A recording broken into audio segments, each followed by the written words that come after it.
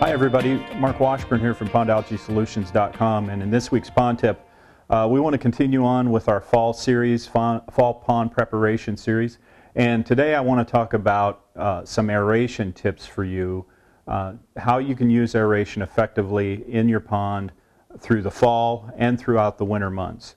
We're going to talk about both small pond and large pond applications here today, and just give you a few ideas on how to use it effectively. A lot of people look to aeration to help keep the surface of the pond open or free of ice.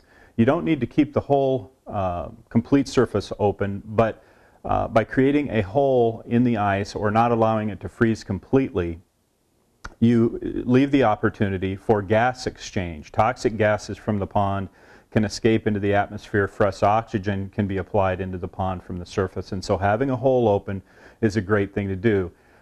Just a little pointer here, a lot of people will end up seeing, particularly on a small pond, their pond ice over, and they'll go out and start banging away trying to chip the ice away. That's not really a good idea because those shocks can actually harm the fish or stress the fish out at a very critical time. So avoid really banging on the ice just to open it up. It's also not that safe to do on a large pond if you're trying to chip through ice like that. But using an aerator can definitely help. Now in a small pond setting, what we've got here is a really rough diagram, and I apologize, I'm no graphic artist, but you can basically see this is the pond basin, the top of the water line, and what we're using here is the Laguna small pond aerator system that we have. That actually comes with a float. It's an optional float. In the summertime, in hot weather, you would take and put the diffuser down clear at the bottom so that it runs all the way to the surface and the circulation goes from top to bottom.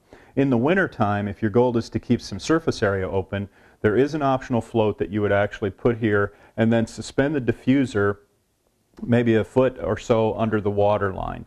In deeper ponds, let's say 3-4 feet or deeper, what this does is it keeps the activity up towards the surface, and there is still a column of water low in the pond that is actually warmer. In the winter time, the surface is colder than the bottom, and you want to be able to keep an area open or warmer for the fish and their comfort. It's one of the ways that they stay healthy throughout the winter months. So if you can aerate towards the surface and have a warmer column of water deep in the pond, when ponds freeze over completely, fish still go near the bottom.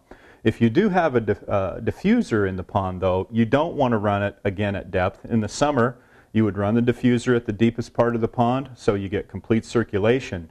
But you want to move that same diffuser into shallow water, let's say 3-4 feet of water, and keep it away from the deep part. One, you're going to keep an area open that way quite effectively, but also you're going to leave the warmer water undisturbed, and the fish will have a place to go that's a little more comfortable. So this would actually be one of our large pond systems. This would be the small pond Laguna system. Whatever you have available, using these tips should help you apply aeration so you can keep the water open and ice free all through the winter if you want to do that. So I hope that information helps. You can find more information on our website at pondaeration.mp4, and we'll see you again real soon.